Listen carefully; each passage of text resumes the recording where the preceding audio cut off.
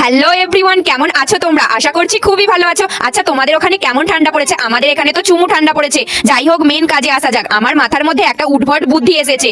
আমার হাতের মধ্যে যে দুটো রুটি খান দেখছো, এই দুটো রুটি খান দিয়েই আজকে রেসিপি বানানো হবে। এত ঠান্ডার মধ্যে কাঁপতে কাঁপতে রেসিপি বানাবো, তো একটা লাইক তো করবে। রেসিপি বানানোর জন্য যা যা ইনগ্রেডিয়েন্টস লাগে নিয়ে নিলাম। পেঁয়াজ কুচি, লঙ্কা কুচি, টমেটো কুচি, আর নিয়েছিলাম 5টা ধূপকাঠি। এর প্রয়োজনীয়তা আমি পরে বলবো। আর লাগবে মাংস, তাই ফ্রিজ থেকে মাংসটা বার করে নিলাম। এবার হলো মেন কাজ।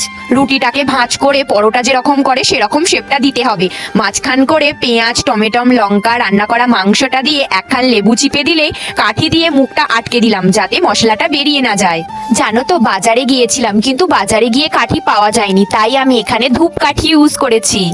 একটা কড়া বসিয়ে কড়ার মধ্যে তেল গরম করতে দিয়ে দিলাম। কিছুক্ষণ পর তেলটা গরম হয়ে গেলে কড়ার মধ্যে দিয়ে উল্টে পাল্টে মুচমুচে করে ভেজে নিলাম। তারপর কিছুক্ষণ পর আমার মনে পড়লো, আরে আমি তো এই রেসিপির নামটাই বলতে ভুলে গেছি। আচ্ছা, তোমরা কি শুনতে চাও এই রেসিপির নাম কি? এই রেসিপির নাম হলো চিকেন পরাঠা। আমার এই উদ্ভট বুদ্ধিটা কাজে দিয়েছে। বাড়ির সবাই খেয়ে বললো দারুণ হয়েছে। তো তোমরাও বাড়িতে ট্রাই করতে পারো। দেখা হচ্ছে পরের ভিডিওতে। বাই।